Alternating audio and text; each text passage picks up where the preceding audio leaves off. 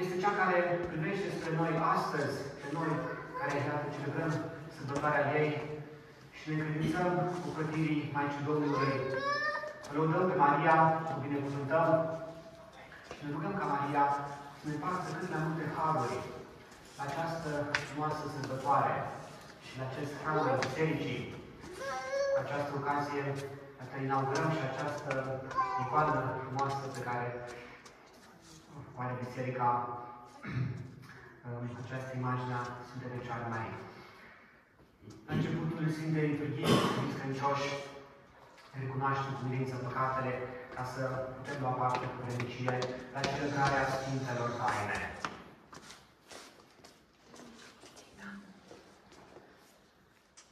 Mă mântuisesc. Lui Dumnezeu Atotputernicul și vouă, fraților, v-am pătălit neamul cu gândul, cuvântul, cu fapta și omisiunea, din vina mea, din prea mare vina mea. De aceea rog pe Sfânta Maria, Pururea Fecioară, pe toți îngerii și sfinții și pe voi, fraților, ca să vă rugați pentru mine la Domnul Dumnezeul nostru. Să aibă milă de noi Atotputernicul Dumnezeu și iertându-ne păcatele, să ne ducă la viața cea veșnică. Amin. Doamne,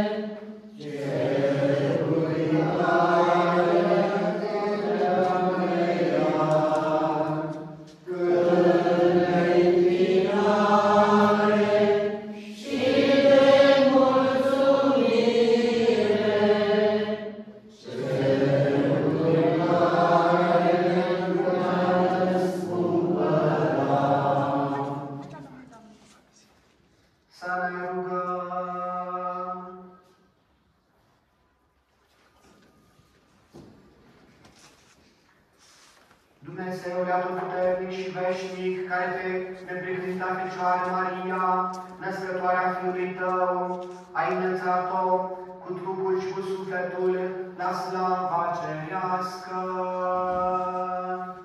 Dă-ne, te rugăm, harul, ca atinzând purul la cele de sus, să ne învrednicim a fi părtași de mărirea ei. Prin Domnul nostru Iisus Hristos, Fiul Tău, care fiind Dumnezeu împreună cu Tine, viețuiește și românește în unire cu Duhul Sfânt, în toți vecii vecilor. Amin. Citire din Apocalipsa Sfântului Ioan. Templul lui Dumnezeu s-a deschis în cer, iar în templu a apărut chivotul legământului său. Un semn mare s-a arătat atunci în cer. O femeie, înveșmântată cu soare, având luna sub picioarele ei, iar pe cap purtând o coroană de 12 stele. S-a mai arătat un alt semn în cer, un balaur uriaș, roșu ca focul, având 7 capete și 10 coarne. Pe fiecare cap purta o coroană regească. Coada lui tăra o treime din stelele cerului și le arunca pe pământ. Balaurul stătea în fața femeii, care trebuia să nască, gata să-i înghită copilul, după ce îl va naște. Și iată că ea a născut un fiu, un copil de parte bărbătească. Acesta avea să păstorească toate popoarele cu un sceptru de fier. Copilul a fost răpit și dus aproape de Dumnezeu, lângă tronul său, iar femeia a fugit în pustiu, unde avea un loc pregătit de Dumnezeu. Și am auzit în cer un glas puternic zicând: Acum a venit mântuirea, tăria și domnia Dumnezeului vostru și puterea unsului său. Cuvântul Domnului. Mulțumim lui Dumnezeu. Regina stă la dreapta ta, îmbrăcat în haina aurită. Regina stă la dreapta ta, îmbrăcat în haina aurită. Printre preobiștele tale sunt fiice de împărați. Regina stă la dreapta ta, împodobit în aur de ofir. Regina stă la dreapta ta, îmbrăcat în haina aurită. Ascultă, fiică, privește și pleacă-ți urechea. Uită de poporul tău și de casa tatălui tău. Împăratul răvnește frumusețea ta, el îți este stăpânul, pleacă-te în fața lui. Regina stă la dreapta ta, îmbrăcat în haina aurită. Prietenele ei sunt aduse la tine, cu strigăte de bucurie și veselie. Ele intră în palatul împăratului. Regina stă la dreapta ta, îmbrăcat în haina aurită. Lectura a doua. Citire din scrisoarea întâi a Sfântului Apostol Pavel către Corinteni. Fraților, Hristos a înviat din morți, fiind dintre cei morți cel dintâi care a înviat. Căci dacă moartea a venit printr-un om, tot printr-un om a venit și învierea morților. Și după cum toți mor în Adam, tot așa toți vor învia în Hristos. Dar fiecare la rândul lui, la început Hristos, apoi cei care vor fi ai lui Hristos, când El va veni din nou. Când Hristos va da împărăția în mâinile lui Dumnezeu Tatăl. După ce va fi distrus toate puterile răului, atunci totul va fi împlinit.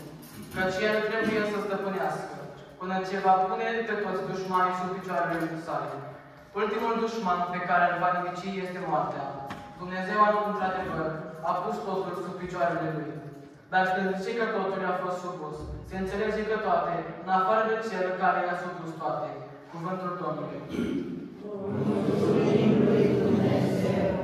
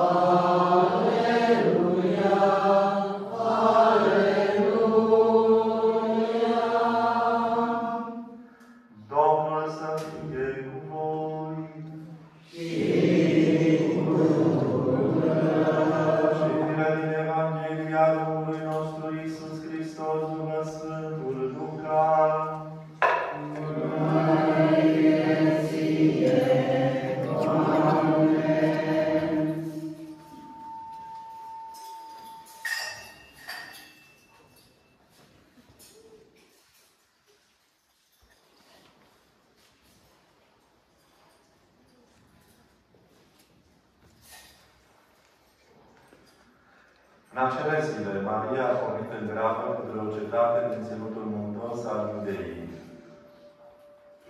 A ajuns acolo, a intrat în casa lui Zaharia și a salutat-o pe Elisabeta.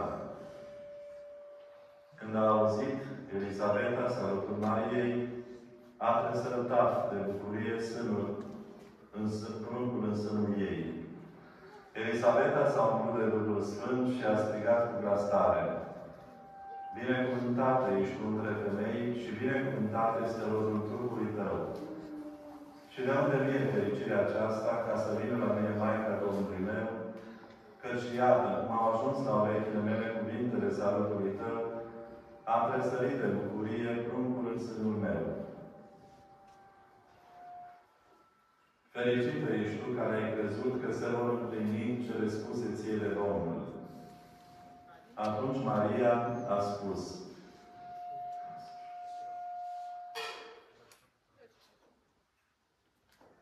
Sufletul meu îl preamărește pe Domnul și Duhul meu tresaltă de bucurie în Dumnezeu Mântuitorul meu, căci a privit la smerenia slujitoarei sale. Iată de acum, toate popoarele mă vor numi fericită, căci mi-a făcut lucruri mari cel Atotputernic, al cărui nume este Sfânt. Milostivirea lui dăinuie din neam în neam peste cei ce se tem de dânsul. El arată puterea brațului său, risipește pe cei mândri din inima lor, dă jos de pe tron pe cei puternici și înalță pe cei smeriți. Pe cei flămânzi îi copleșește cu bunuri, iar pe cei bogați îi lasă cu mâinile goale. A sprijinit pe slujitorul său Israel, amintindu-și de îndurarea sa, după cum a promis părinților noștri, lui Abraham și urmașilor lui în veci. Și a rămas Maria 3 luni, împreună cu Elisabeta, apoi s-a întors acasă. Cuvântul Domnului. Laudă ție, Hristoase!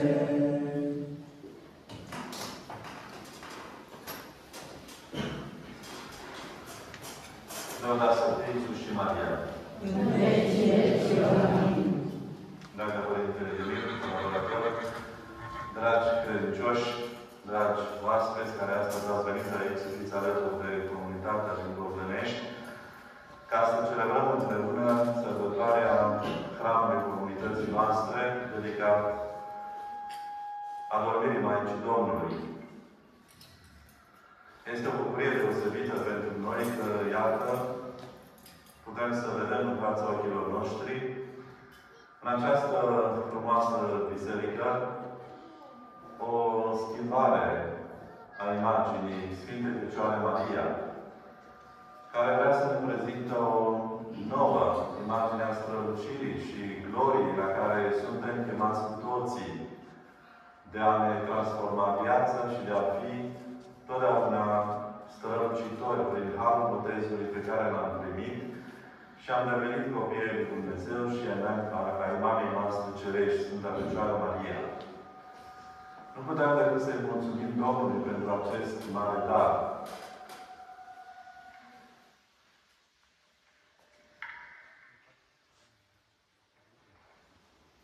Am auzit în lecturile de astăzi cum Dumnezeu ne vorbește și ne cheamă pe fiecare dintre noi să contemplăm lucrarea pe care El a făcut-o pentru mântuirea noastră.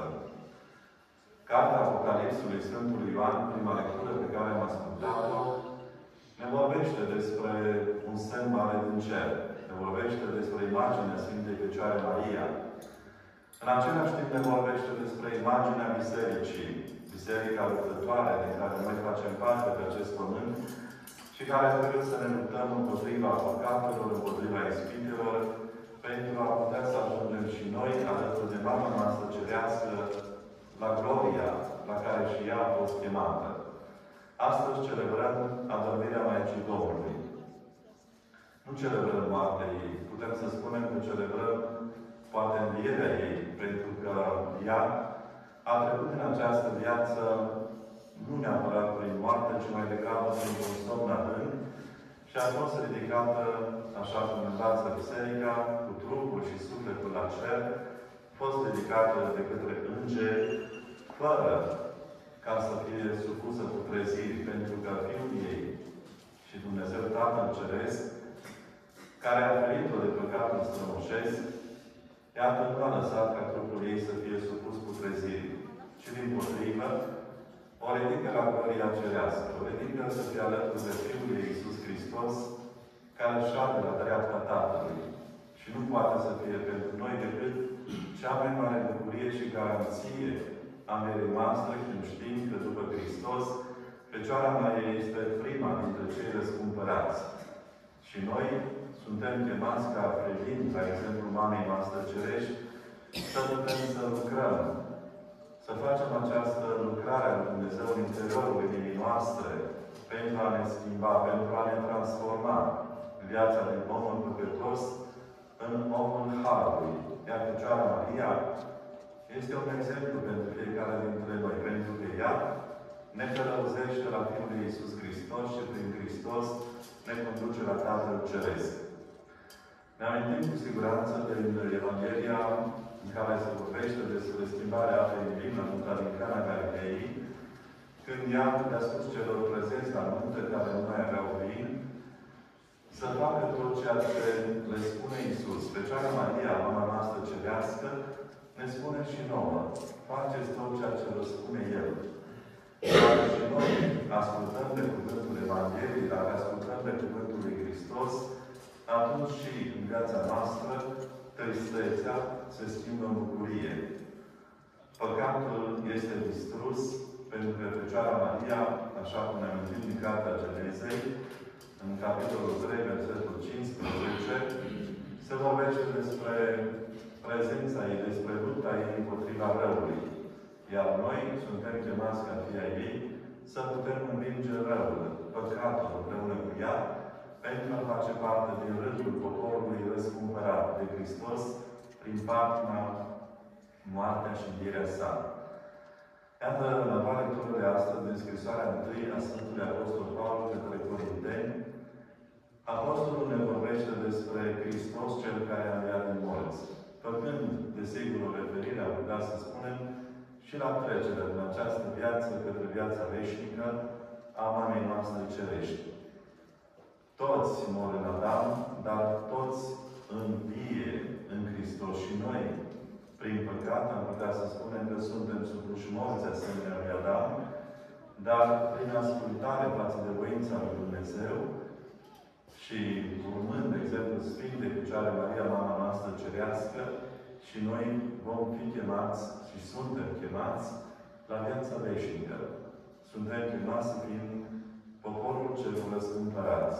Suntem chemați ca acum, activând în biserica răscătare de pe pământ, împotriva păcatului, împotriva răului acestei lumi, să facem parte din biserica triumfătoare, din biserica celor sfinți, din biserica prietenilor lui Dumnezeu.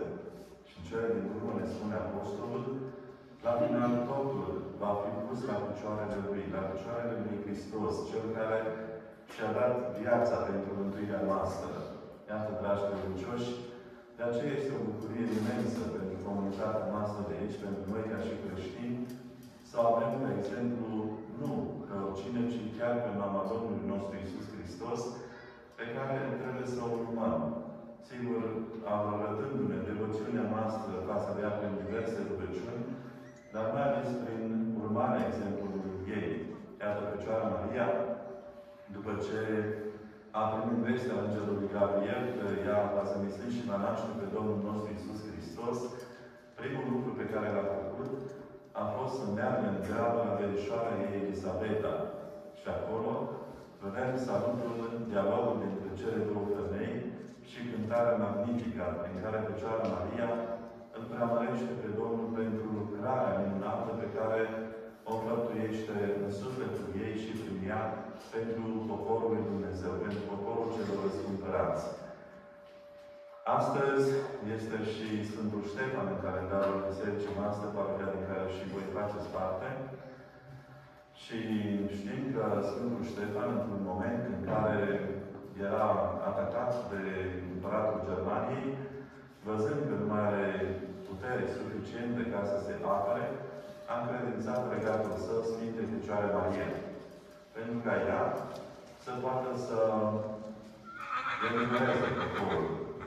Și iată, se spune că un înger a mers și a trimis oștile împăratului german înapoi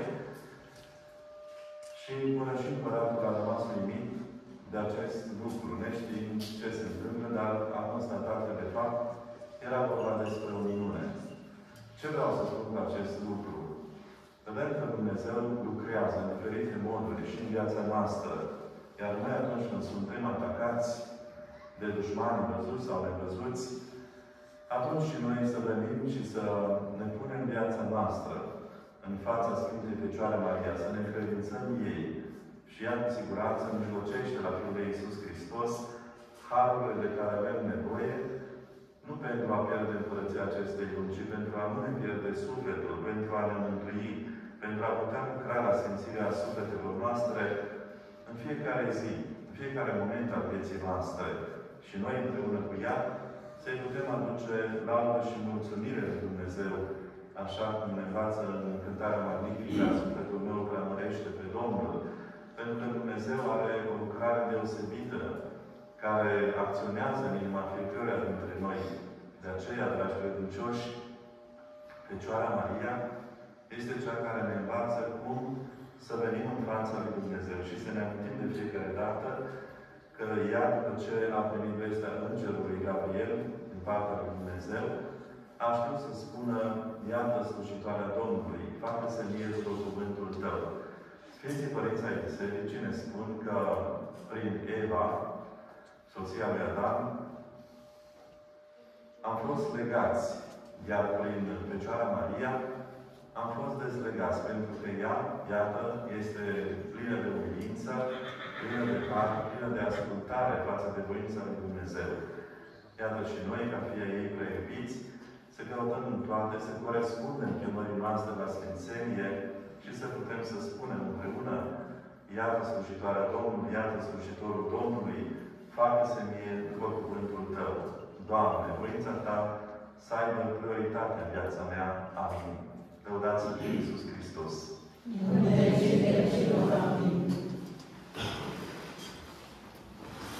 Acum să vă spun credința.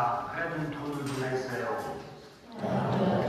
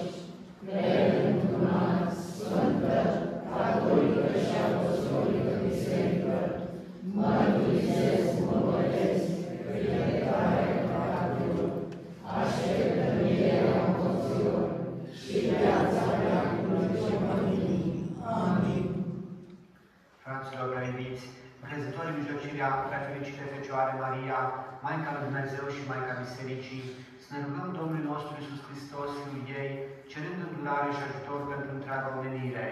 Doamne Iisuse Hristoase, care ai ridicat-o pe Maica ta Sfântă cu trupul și cu sufletul la cer. Dăruiește bisericii tale harul să admire și să prețuiască tot mai mult în Maria ceea ce ea își dorește și speră să ajungă. Arată-ne nouă pe credincioșilor tăi cât de aproape este Maria de tine și de oameni. Ajută pe fiii bisericii să trăiască mereu în pace și bună înțelegere sub ocrotirea reginii păcii.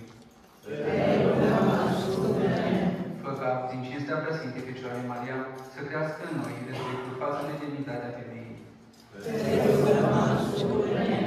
Fă ca toți oamenii să înțeleagă din viața Fecioarei Maria bucuria unei inimi curate și generoase.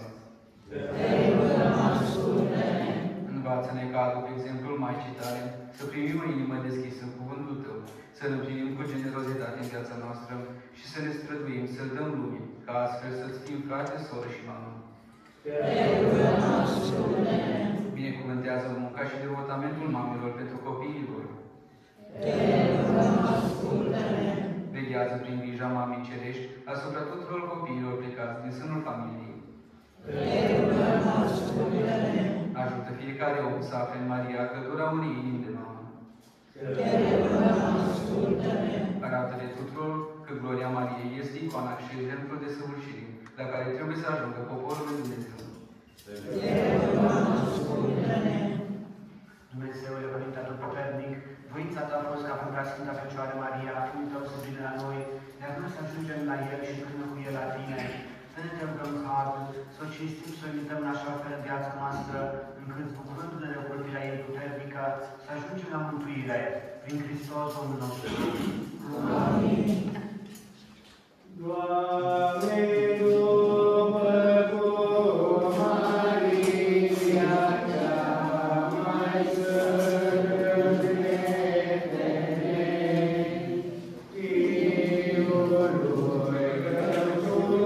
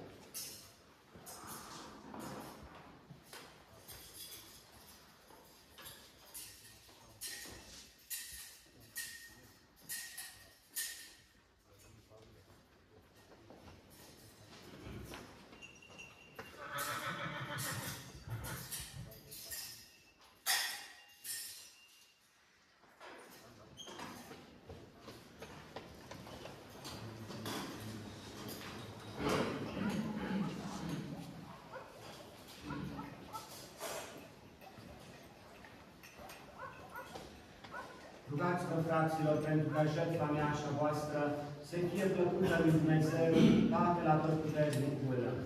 Să primească Domnul jertfa din mâinile tale, spre lauda și mărirea numelui Său, spre folosul nostru și al întregii Sfinte Biserici.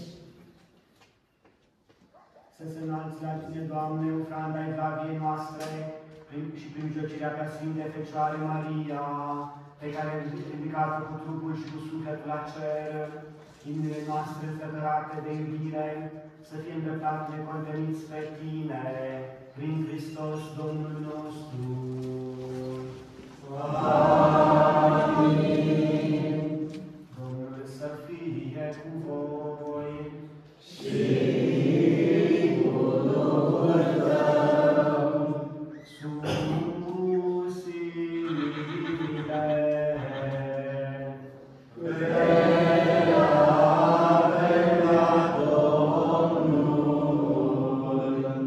Să-i mulțumim Domnului Dumnezeului nostru.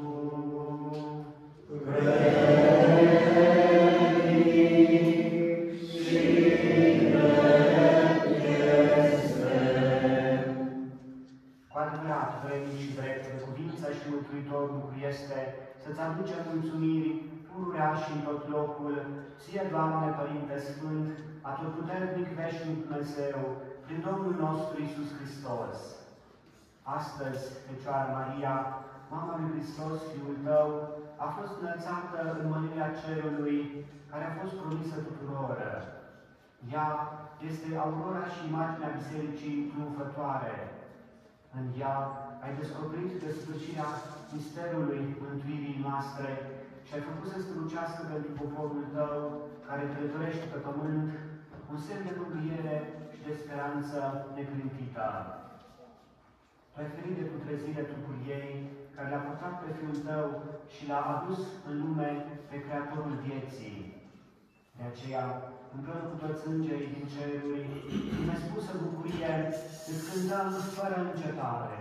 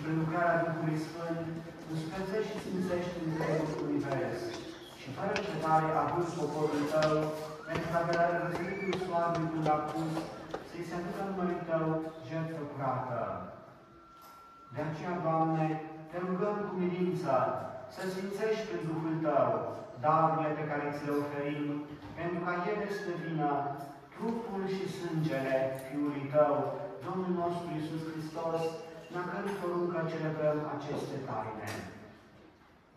Căci El, în noaptea în care era vândut, a luat pâinea și, mulțumindu-ți, a binecuvântat-o, a frânt-o și a dat-o ucenicilor Săi, zicând: luați și mâncați din aceasta toți.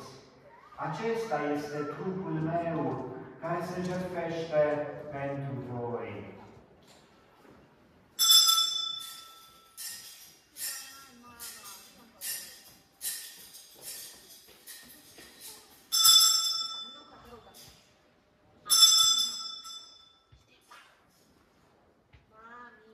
De cină, luând potirul și mulțumindu-ți, le-a binecuvântat și l-a dat ucenicilor săi, zicând: luați și beți din acesta toți.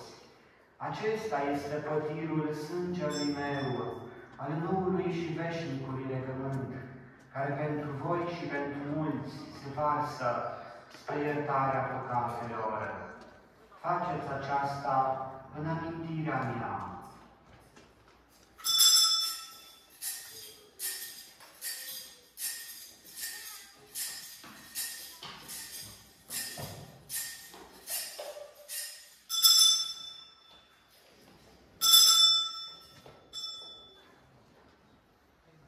Misterul credinței.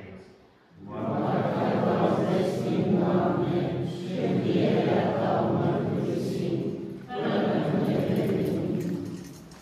Celebrând așadar, Doamne, pătimirea dupătoare de mântuirea Fiului Tău, precum și minunata lui înviere din morți și înălțare la cer, și așteptând a Doamnei venire, îți oferim cu mulțumire această jertfă vie și sfântă. Te rugăm, privește cu bunătate la darul bisericii tale și recunoscând în el jertfa pe care ne-ai împăcat în tine, până nouă celor care ne hrănim cu trupul și sângele Fiului Tău, harul, ca de bunătatea Duhului Sfânt, să devenim un singur trup și un singur suflet în Hristos. Duhul Sfânt să facă din noi un prinos veșnic, ca să dovedim moștenirea cerească împreună cu aleșii Tăi, mai întâi cu prea fericita Fecioară, născătoare de Dumnezeu Maria, cu Sfântul Iosif, soțul ei, cu fericiții apostoli și slăviții martiri, cu Sfântul Ștefan și cu toți Sfinții, prin a căror mijlocire, sperăm să fim întotdeauna ajutați de Tine. Te rugăm, Doamne, în această jertfă a mâncării noastre să fie spre pacea și mântuirea lumii întregi. Binevoiește a întări în credință și dragoste Biserica Ta peregrină pe acest pământ, împreună cu slujitorii Tăi, Papa nostru Leu și Episcopul nostru Iosif, pe Episcopul Auxiliar Petru, cu toți episcopii, cu întregul cler și cu tot poporul pe care ți l-a dobândit Fiul Tău. Ascultă, Doamne, cu îndurare rugăciunile acestei familii, pe care ai adunat-o în fața Ta. Întoarce la Tine, Părinte milostiv, și pe toți fiii Tăi risipiți spre Tutindeni, pe frații noștri reposați și pe toți drepții care au trecut din această lume, primește-i cu bunătate în Împărăția Ta cerească, unde ne dăjduim să ne bucurăm și noi de apurul de mărirea Ta împreună cu ei, prin Hristos Domnul nostru, prin care Tu dăruiești lumii tot binele. Hristos, cu Hristos și în Hristos. Ție, Dumnezeule, Tatăl Atotputernic, în unire cu Duhul Sfânt, toată cinstea și mărirea în toți vecii vecilor.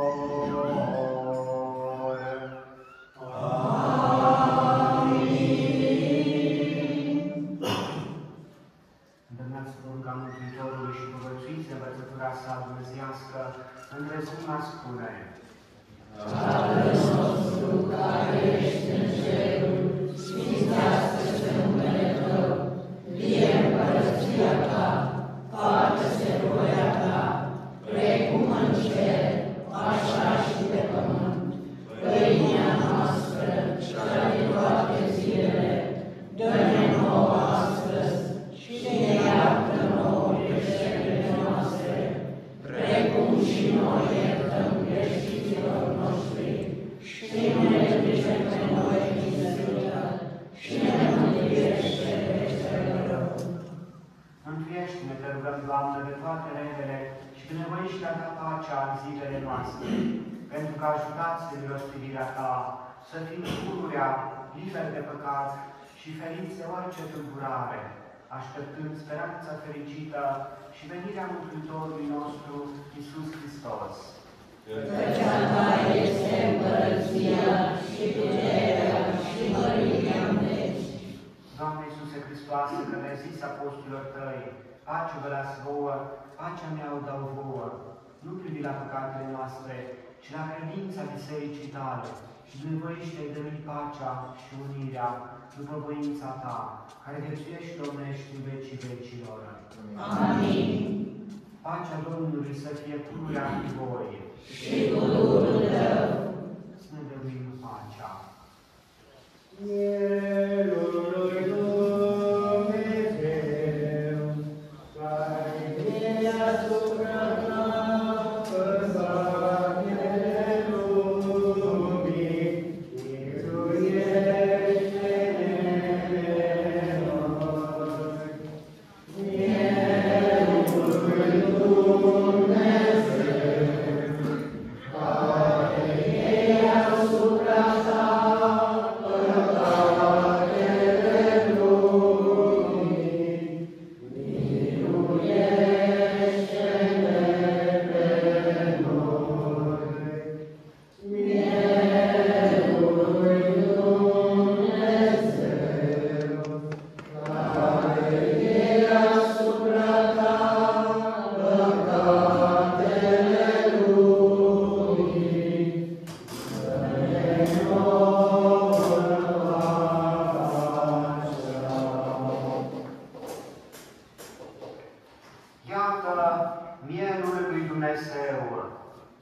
Iată-L pe acela care ia asupra sa păcatele lumii. Fericiți cei chemați la ospățul mielului. Doamne, dar spune numai un cuvânt și se va mântui sufletul meu.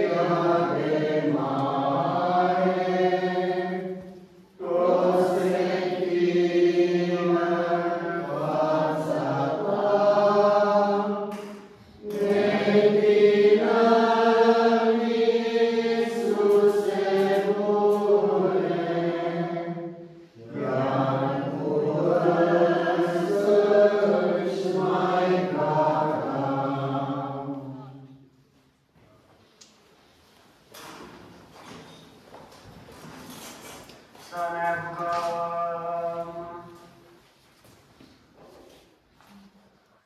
După ce am primit, Doamne, tainele mântuitoare, te rugăm ca prin mijlocirea fericite Fecioară Maria, pe care ai ridicat cu trupul și cu sufletul la cer, să ne călăuzești la slava învierii, prin Hristos Domnul nostru.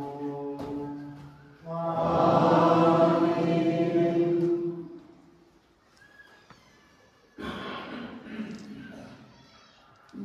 Fraților prea iubiți, să rugăm cu bilință pe Domnul Dumnezeu nostru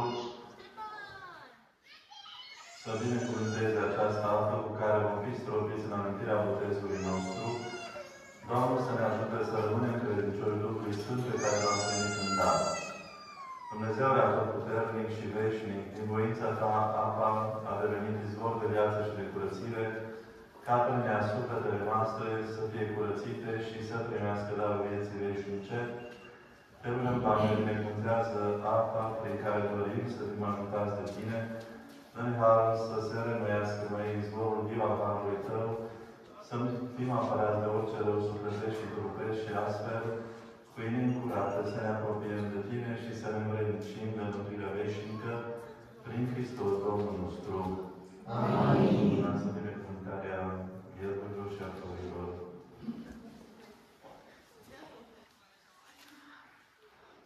Să ne rugăm. Dumnezeule, care ai poruncit prin Moise, fiilor lui Israel, să culeagă mănânchiuri de flori și fructe pe care să le prezinte preoților spre a fi binecuvântate. Astăzi, în ziua cinstirii Preacurată Fecioară Maria, înălțată cu trupul și sufletul la ceruri, ascultă cu milă rugăciunile noastre și revarsă din belșug binecuvântarea Ta asupra noastră și asupra acestor flori, pe care le prezentăm înaintea Ta și pe care le binecuvântăm în această zi solemnă. Fă ca ele să devină un leac în folosul oamenilor și al animalelor, împotriva boilor, a ciumei, a pălerei, a descântecelor, a mușcăturilor veninoase.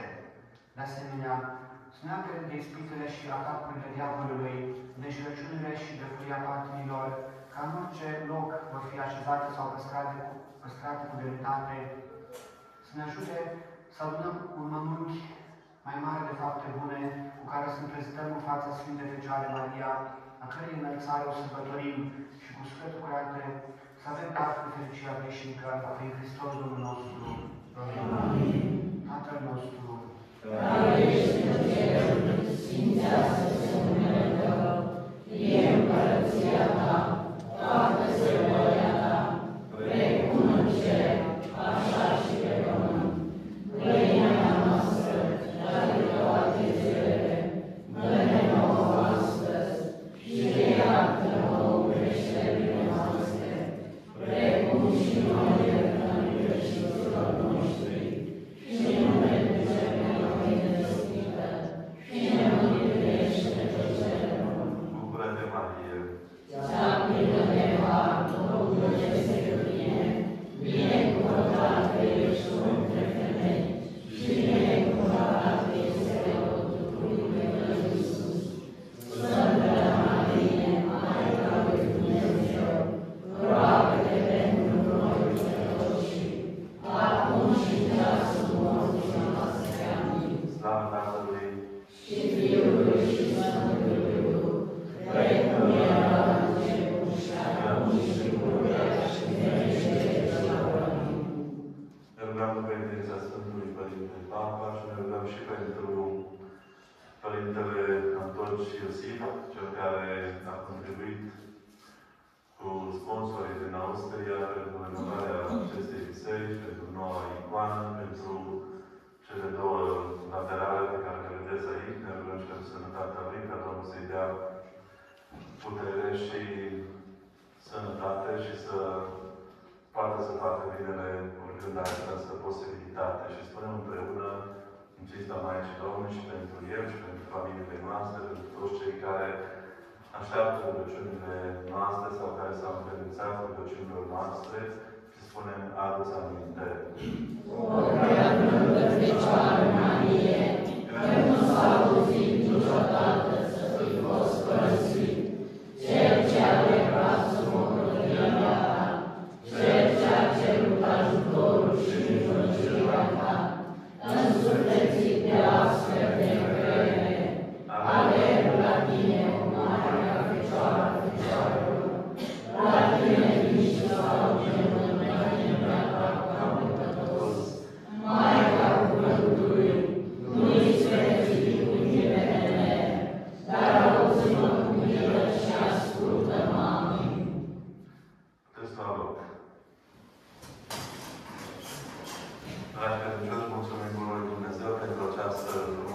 pe care ne-a dăruit-o cu un soare frumos, vedem că este o vreme calmă, care ne invită și pe noi la bună dispoziție și să putem să ne reculegem în prezența mamei noastre cerești, să învățăm de la ea toate acele lucruri frumoase și bune prin care să fim cât mai aproape de Fiul Iisus Hristos. Să nu uităm niciodată că Iisus i-a spus Fecioarei Maria, femeie, iată Fiul tău, și ne-a spus nouă, Fiule, iată mama ta. Acest lucru ne obligă pe fiecare dintre noi ca să căutăm să corespundem întotdeauna chemării noastre la Sfințenie. Așa cum vrem și știm că, în general, copiii se aseamănă cu părinții, dacă o numim mama noastră pe Fecioara Maria, la fel să căutăm să ne asemănăm cât mai mult cu ea.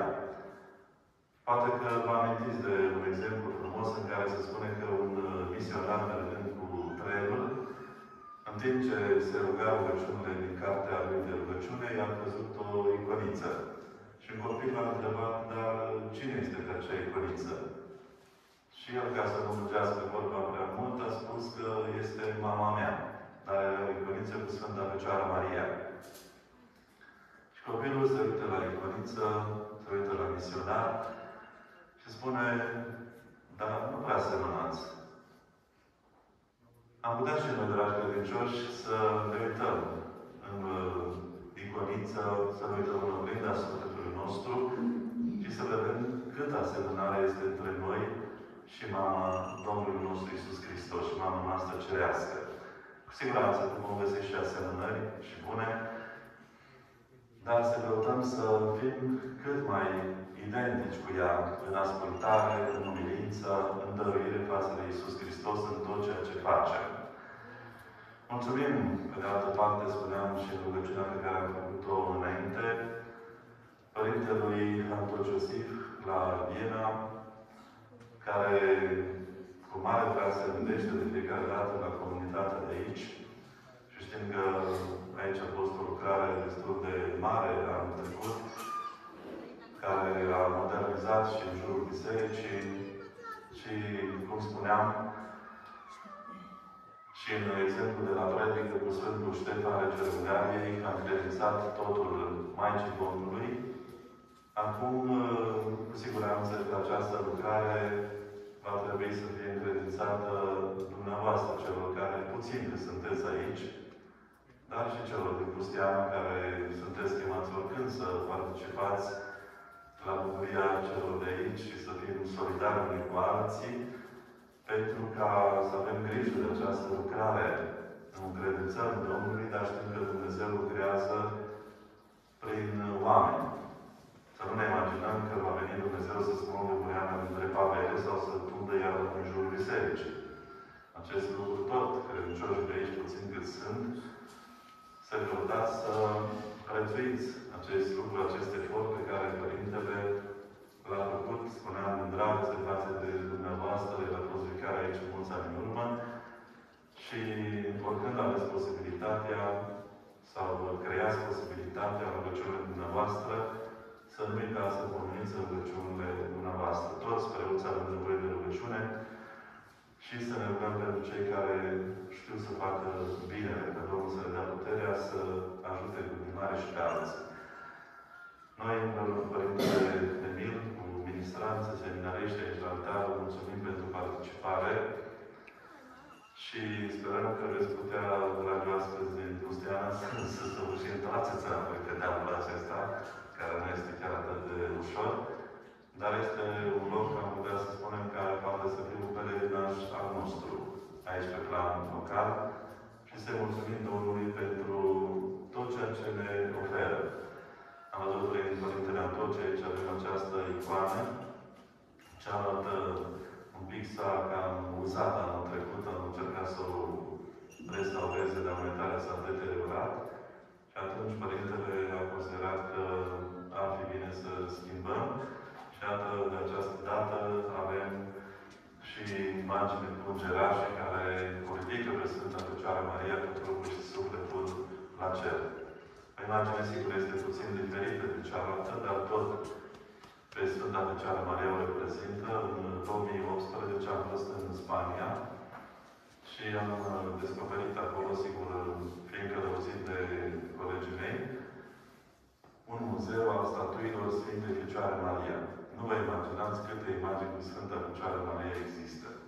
Foarte mult. Dacă este un muzeu din toate țările, era și culoare neagră și mai galbenă și mai roșcată, de care popor o reprezintă așa cum simte atracția față de Sfânta Fecioară Maria. Și am întâlnit și o statuie care era îmbrăcată chiar în tricolorul românesc. Se numește Maica Unității, care vrea să-i adune pe credincioșii care lucrează în Spania să fie împreună sub mantia Mamei Cerești. Iată și noi, aici la Bogdănești, la Epi, suntem chemați să ne punem sub mantia Mamei noastre Cerești și să învățăm de la ea, spuneam, cum să ne dăruim în toate pentru a împlini voința lui Dumnezeu, pentru a trăi Evanghelia așa cum și ea a trăit-o și iată ne prezintă gloria la care suntem chemați. Vă dorim să aveți în continuare o sărbătoare cât mai frumoasă și binecuvântată. Acum rugăm pe Părintele Emil să-mi dea și binecuvântarea în cinstea Sfintei Fecioare Maria.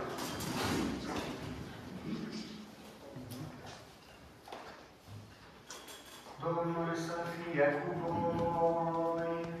Și cu Duhul tău. Dumnezeu care în bunătatea sa a voit să răscumpere neamul omenesc prin întruparea Fiului Său din Sfânta Fecioară Maria, să reveste cu belșugarea asupra voastră binecuvântarea sa. Amin. Să vă însoțească pururea și pretutindeni ocrotirea Fecioarei Maria, prin care l-ați primit pe Dătătorul vieții. Amin. Voi care v-ați adunat astăzi cu pietate pentru a celebra sărbătoarea ei, să duceți cu voi darurile bucuriei spirituale și ale fericirii cerești. Amin.